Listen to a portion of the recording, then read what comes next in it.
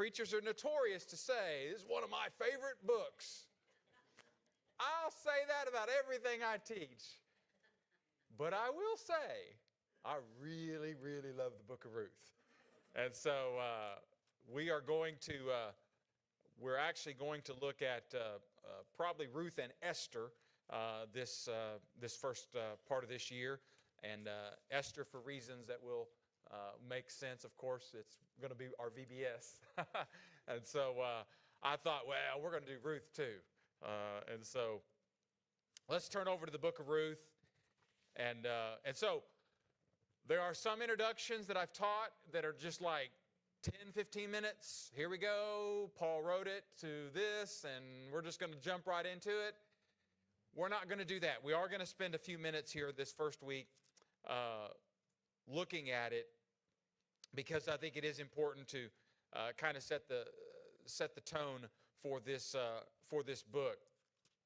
So and we're going to have some discussion. We're certainly going to in the coming weeks, but we are going to have a lot of material here, and I want to kind of get us thinking about. And so if you have a question, though, fire it away. Raise your hand. Some of these themes we are going to revisit, and they're exciting themes. I mean, a lot is packed in 4 chapters. And on top of everything, of course, we connect to Jesus in this story. And so it's a very important book. Okay, let me give the chronology here. First of all, it's during the time of the judges, and it's stated that in the opening verses, that in the days when the judges ruled. Now, what do we know about the time of the judges? They were good and they were bad. They were good and they were bad. It was chaotic. Yes, that's the cycle there of. And do you remember what is repeated a couple of times in the beginning, at the end of the book of Judges? A time when everyone did what was right in their own eyes. And so, in the middle of that, there's this light that shines. You know, there's encouragement there, first of all. It doesn't matter what society's doing, right? It kind of describes our culture a lot, right? Everyone's doing what is right in their own eyes. But we can be a Ruth, can't we? She's faithful to God and to Naomi, and so it's a beautiful story that reminds us that. And so it follows right after Judges. In the book of Proverbs, I mean, in the Jewish Bible, what I mean by that is the way theirs is arranged. So the Hebrew Bible, same material, Genesis to Malachi. It's just arranged differently as far as the way our Bibles are put together, okay, the way we have them here in the order. And so it follows Proverbs in the Jewish Bible, and that's because of Proverbs 3 and or Ruth 3 and verse 11. Where it speaks about that she, I know that you are a woman of noble character, or we get the Hebrew word, virtuous. Proverbs 31 speaks about what? The virtuous woman. And so they tied these together, the Hebrew, the Jewish mindset. And that, I like that. First of all, side note, this one's free, ladies. We make the Proverbs 31 worthy woman out to be this untouchable, how could I ever achieve?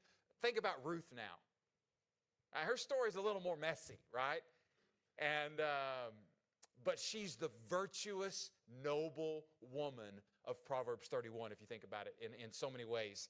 And providing her loyalty to her family, albeit her new adopted family that she's going to be brought into. But nonetheless, she's the embodiment of that. So you have that thematic view of the book. Geography, it's real simple. We're going to go Bethlehem. We're in Israel. Then we're going to go to Moab, and then back to Israel, and then, of course, in Bethlehem. And so here's the map. Bethlehem, just a small little village. It used to be years ago, back in Bible times, it was several miles outside of Jerusalem. Now it's just one. It's like Broken Arrow, Tulsa. You don't know when you're one in the other. It's Jerusalem, Bethlehem. They run right together nowadays. But it was just right outside of Jerusalem. And so they're going to leave because of the famine. and they're going to go to Moab in the land up on the across the northern part of the Dead Sea. And so this is the geography where they're going to be. And then, of course, they're going to come back when the famine's over, and they're going to return back to Israel, back to Bethlehem. And that's where they will, the story will, the second half will continue. Now, we know that it was a famine. I actually skipped over that. I apologize. So let's go back here. It's a famine in the land. Do you remember what the law says? God tells his people that if you're faithful to me, I'm going to bless you, and your storehouses are going to be full. If you are not faithful, what's going to happen? What's he talk about? He'll withhold the rain. They will be oppressed by their what? Enemies. And so, what's going on right now in the book of Ruth? There's a what? Famine. So what do we think probably is where we, remember Kathy mentioned the cycles of judges. They're faithful. God, we're worshiping you. We're faithful to you. And then they get what? They forget God and they go into apostasy. And what's God caused their enemies to what? To rise up against what? Israel. And they go in, they start being oppressed. And then what do Israel do? What's Israel do? They cry out to God, and then God raises a deliverer, a judge. Not judge sits on the, with the robe and this is military commanders, okay? Leaders. And God raises them up. They are victorious, and now they're back worshiping God, and then what happens? It just hit, start over. It does it all over again, the cycle. So they're probably either at the beginning of this apostasy, the middle of it, the tail end of it, we're not sure. But these periods could last quite a while. And Naomi is going to, but by the way, this famine is also spiritually. A famine can be a lot of things, right? Now, we don't deal with famines in our country, you and I, but there are other kinds of famine. There's emotional, spiritual, mental, physically, all kinds of famines, and that's what I think we also see here, that it's impacting God's people and this family, of course. All right, let's look at the structure here real quick. It's just real simple. It's real easy to follow. You've got some exposition at the beginning, kind of sets it up. You've got the complication. What's going to happen, of course, to Elimelech, himself, their sons, their two sons, Naomi's husband Elimelech and their two sons, is not good.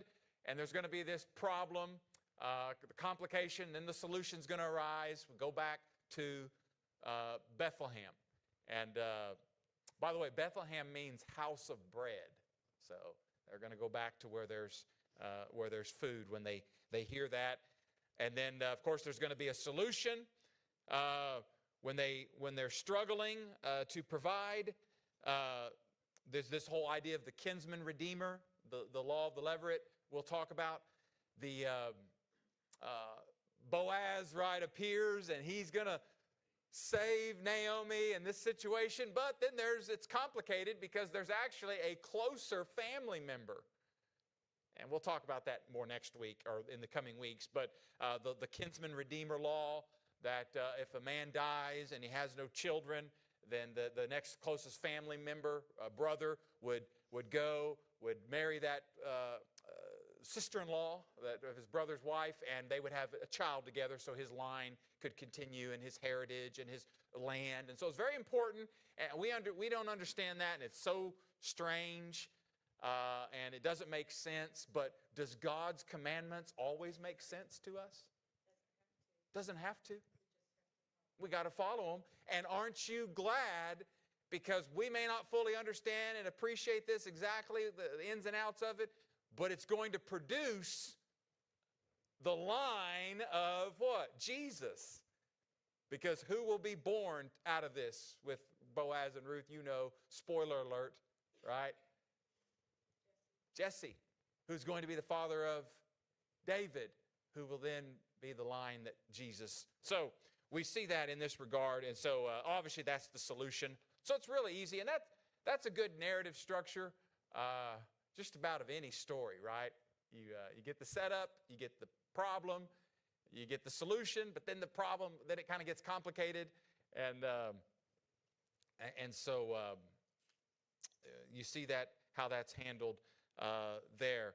By the way, the solution, the complication, that's often where we live life, right?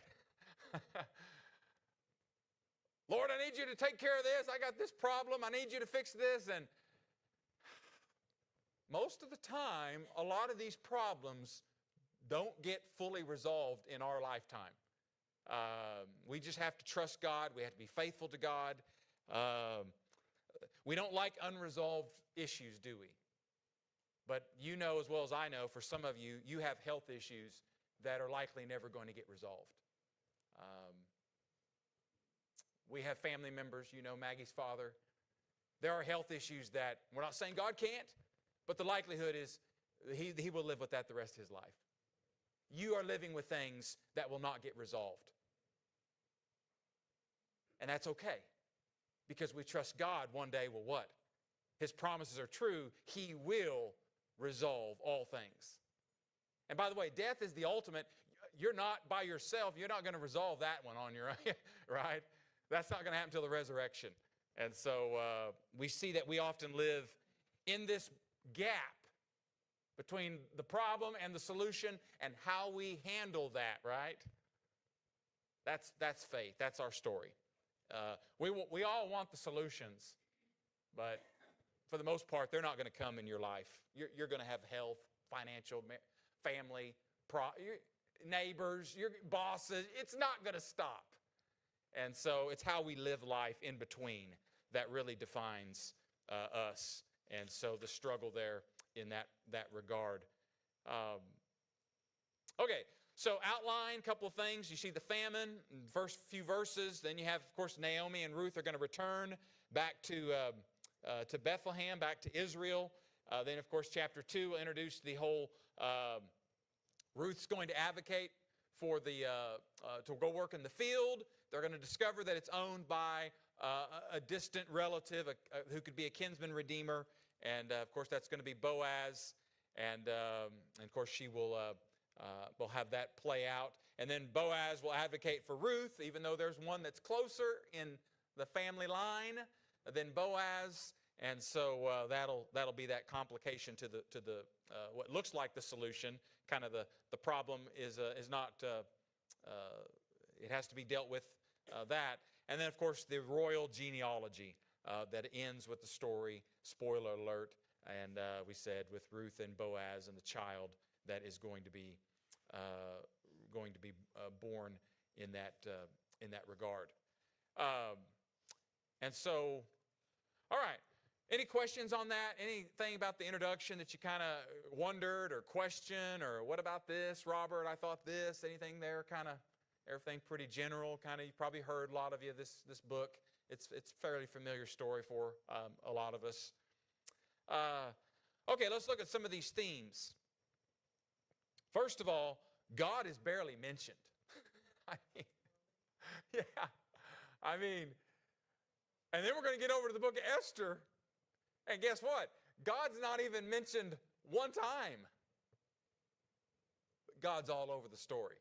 What do we call that? We've kind of made up a word, but I think it's theologically accurate. God's what? Providence. What's that mean? Well, we're going to revisit that, but providential, what's going on there? Yeah. But it's not so what to us? It's not so obvious. I mean, here we are, got a Red Sea in front of us like Moses. God part this sea, right? And God supernaturally, miraculously can part the sea. We believe God can do that.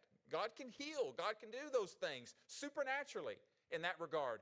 But that doesn't limit the miracles of God, don't limit His supernatural activity or power. God can also open doors, close doors, provide opportunities, put us in the right place at the right time with the right people. All of these are acts of God, God working, God operating. Now, we just think, well, but it's more powerful when He parts the sea. No! Where do we come up with that nonsense? It is just as power of God to put us in the right place at the right time with the right people, with the right situation, as it is God to part the sea. By the way, it's not like God goes, whew, that parting the sea took a lot out of me, so I think I'm just going to kind of open some doors over here for a while. That's a lot. No, it's the power of God. Nothing is taxing on God in that regard. And the equivalent in the New Testament to the book of Ruth is the book of Philemon. The story of the runaway slave that eventually runs into Paul. His owner was Philemon, a Christian man. Of course, you know, we've talked about slavery. That was a part of the ancient world, part of the household. He apparently stole from Philemon, did him wrong, and left. Encounters Paul in Rome, is converted. And it just so happens that Paul has taught Philemon the gospel before and knows this church in Philippi and Colossae rather, and he's got to try to make things right between now these two brothers and his relationship. So he's going to send him back, he says, and he says, perhaps he left not first as a slave, but now coming back as a brother. He says, perhaps all this happened. Well, that's saying what? God may have what? Worked all this out. God's providence. And again, the providence is always in the rearview mirror, right? It's never right here in the front windshield. Where oh yeah, I see it all right here. And we're going to talk about that. We run to the extremes on providence. God gave me a parking spot. Look at that. Some of that is kind of silly, I think, a little. But we also run to the other extreme when we, it's like we're just like deists, that we just kind of live as though God created, but He's not operating in our life. And so we go to these extremes, and we need to be able to see in faith where God's working. So, yeah. All right, look here, the practical work of hesed. That's a word we're going to talk about. It's kind of a gutter-sounding word in the Hebrew, hesed. This is the word, by the way, that the translators, you will find no one translation of this word in the Hebrew. The King James, 17 different words. Steadfast, kindness, love, loyalty, faithfulness, commitment.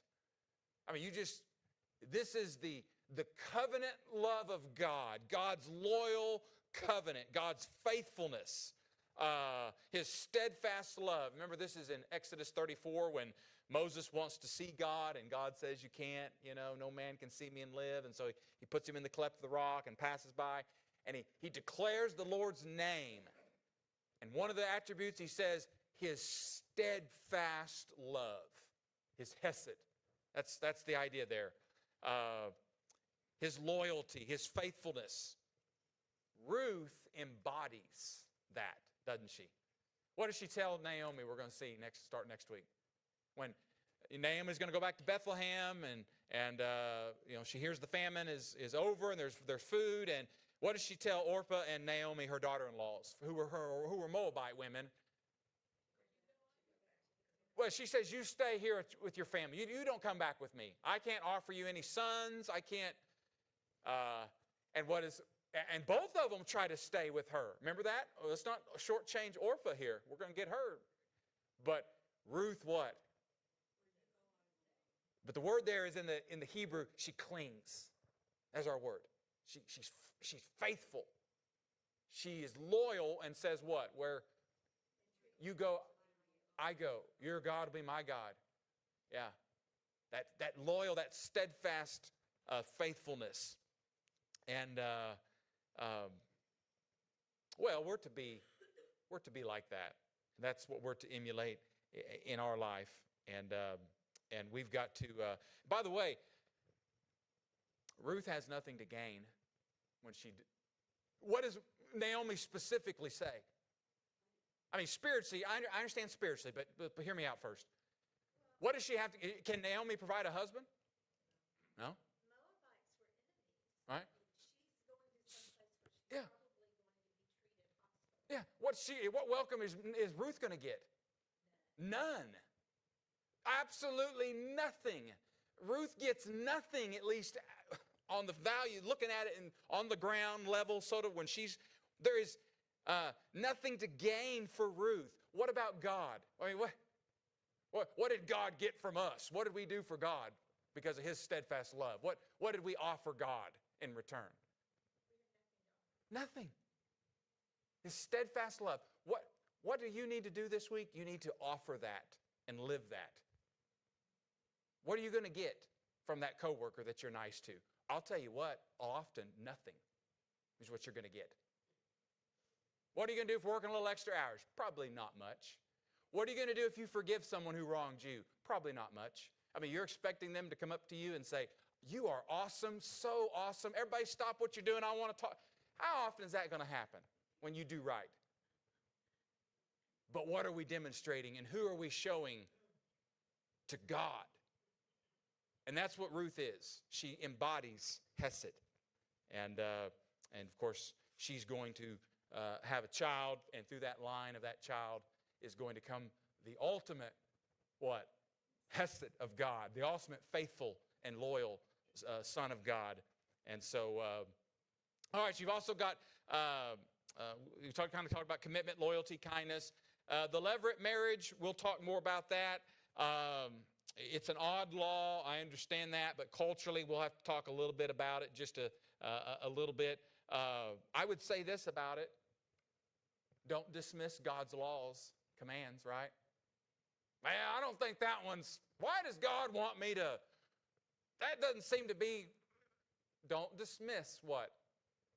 God's commands. Yeah. Even the little things, what? What's Jesus say? Yeah, they matter. Now, don't overlook the weightier matters, okay? He says that. But he says, these you ought to have done. When he's talking to the Pharisees, and so don't dismiss God's laws. If we don't have this law, there's no Ruth, there's no Boaz. I mean, you just think about that in that plan of working that we think about. And then you see the faith without works is dead. How do we know faith or Ruth had faith? She clung to Naomi, right? What does she get when they get to the back home? And they don't have, by the way, just because the worst of the famine is over doesn't mean that what? Ruth now is without a husband, without sons to provide. She's got the people would look at it maybe like a Klingon. You know, some of you grandparents, you got the Klingons, right? They just kind of cling to you everywhere you go, right? You've seen that with kids. Ruth's kind of her Klingon. And what can Naomi offer? I mean, they have no provider. They have no way to get a job. They have no one to protect them. Yes. And so what does Ruth insist? That she go out and what? Remember? Glean.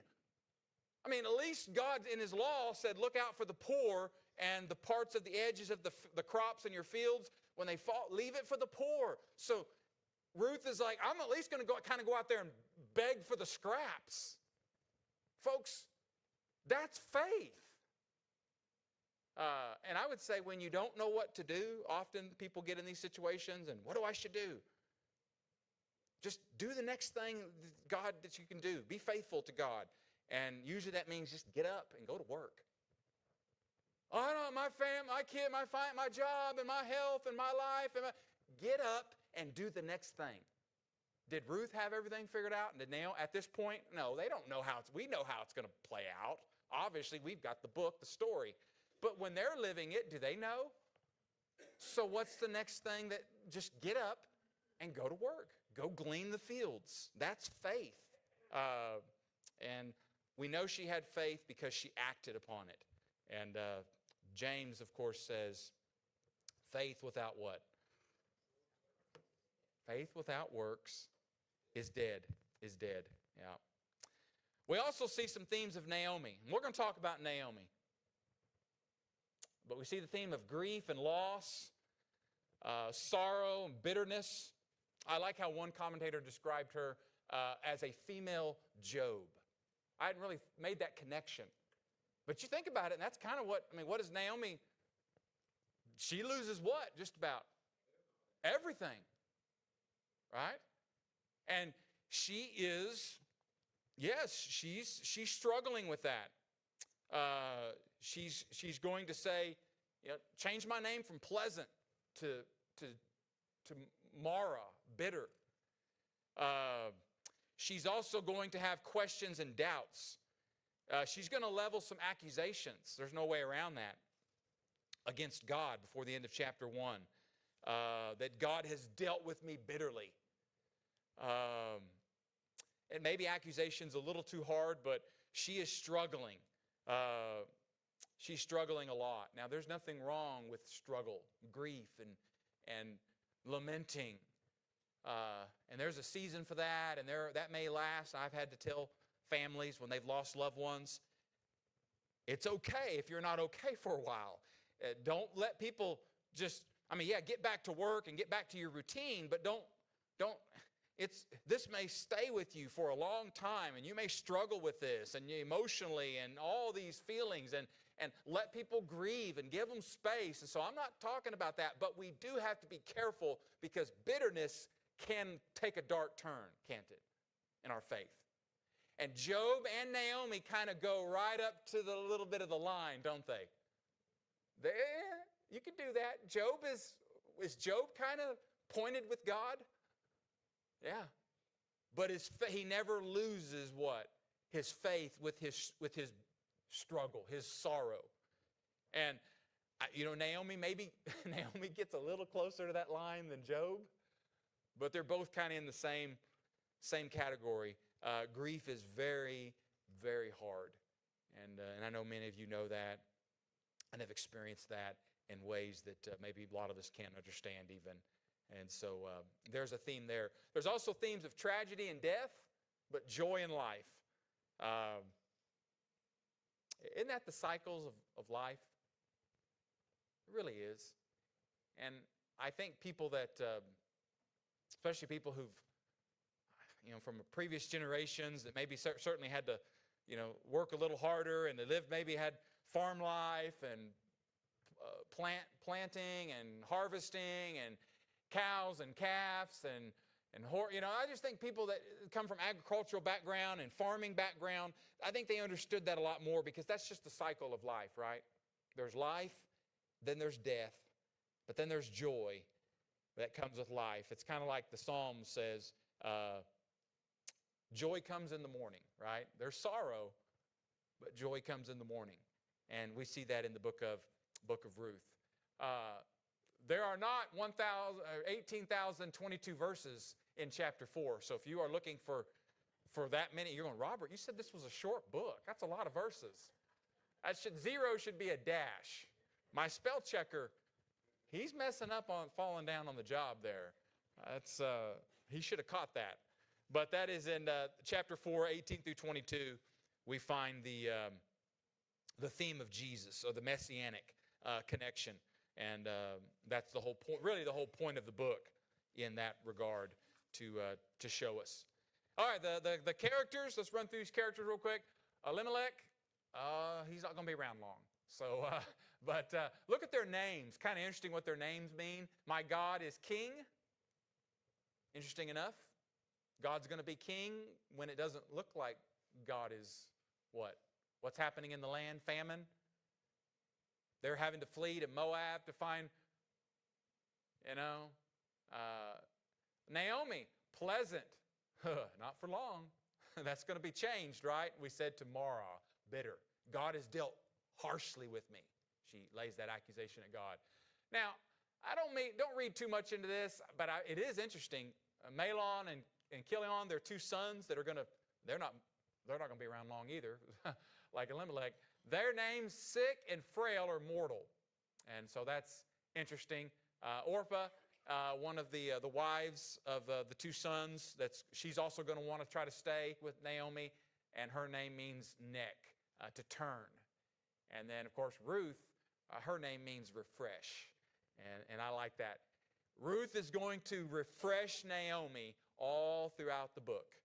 Chapter 1, chapter 2, she'll go glean in the fields. And at the end, she's going to, what? She's going to have that little baby, and she's going to put it on Naomi's lap, right?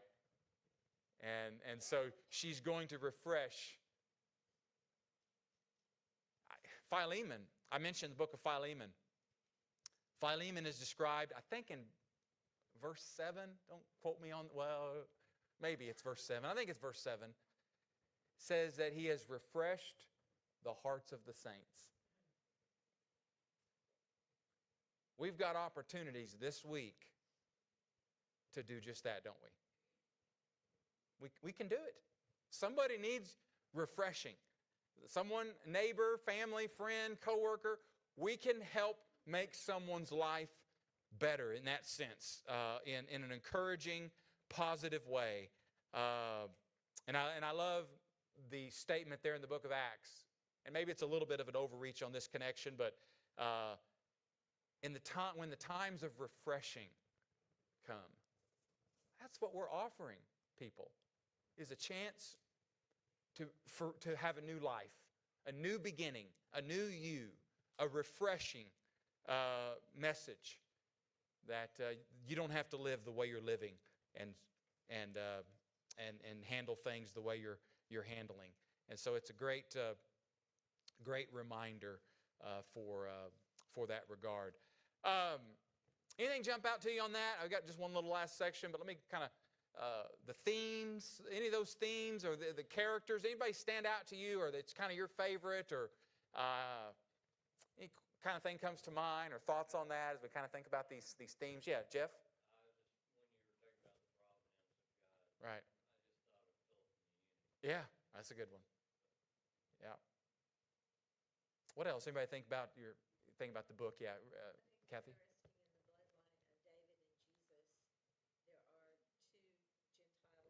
Right. We think about the Jews as having studied and knowing all this stuff, but then sometimes things that seem to stick out to me, they just have ignored.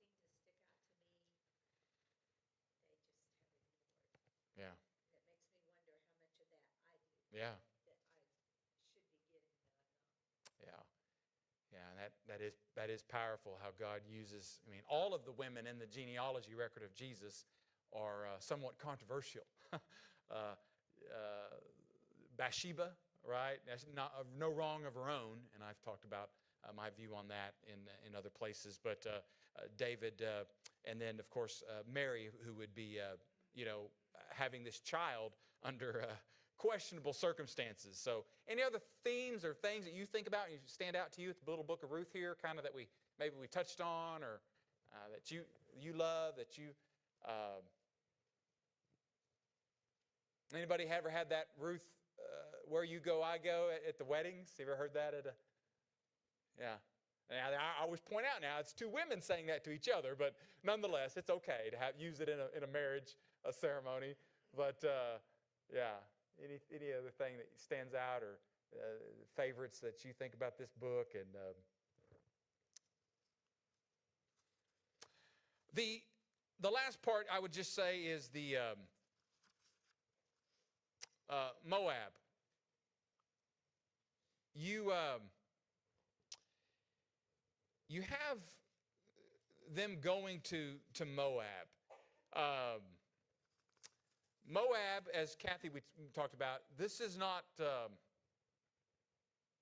This is kind of the enemy. Now, Moab began under awful circumstances. Noah would go in and have relations. Well, his daughter would have relations with him, and they would. This would be. Lot, not Noah. I'm sorry, Lot. I meant Lot.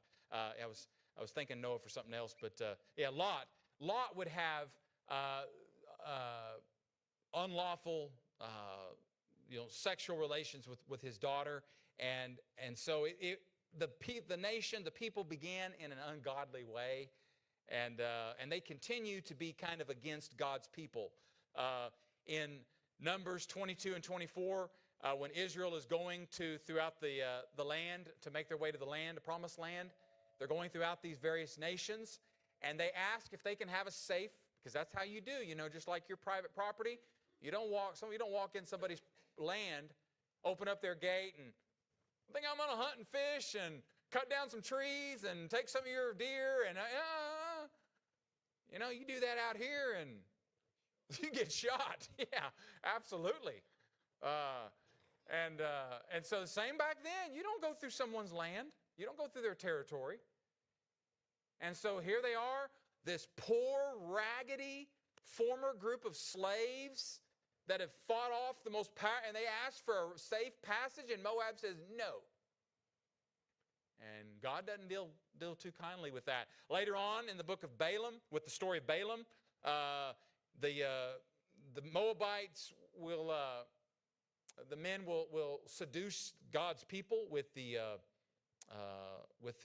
harlots, and that'll be the story of the snakes that come in and bite them, and they got to raise up or they got to look at the staff on the snake on the pole, and so this is Ruth is not she's not a Hebrew, as we've talked about, as Kathy and I were talking about earlier at that point. She is a Moabite. She's a proselyte. She's converted. Your God will be what? My God. But you think when she rolls into town in Bethlehem, they're going to roll out the red carpet for this Moabite? No. She is still ethnically not Hebrew, and she's going to be viewed. Yeah. Well, they're supposed to be excluded to the third generation, it says, and David would have only been the second. Yeah. And so this is how the promise of God to Abraham, in you all nations, one will come from you that will bless.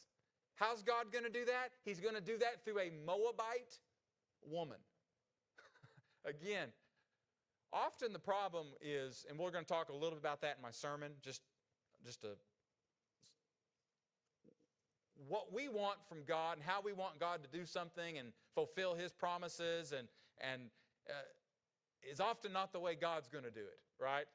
And we get frustrated in those moments because we expect one thing and we were thinking this, and we were kind of like, remember the story of Elisha and Naaman, who had leprosy, and remember what he said? I thought I would be told to go dip in these rivers, these waters. Remember? He thought. And he's told to go dip in the dirty Jordan River. I mean, that was, but that was what God planned. And so our plans, they may not always line up with how God's going to do it, right? Because we would have never chosen this way. That's by the way, that's the mark of inspiration. I'll just tell you right now. You can throw out so many other, you can't throw out all the other things, so I'm just exaggerating my point. Because there's tons of other points. We would never in 100 million lifetimes write a word like this is written. We're not making these people the stars of the story, are we? We're not. And by the way, if we were writing it, if it was a human book only, we would give unexhausting details.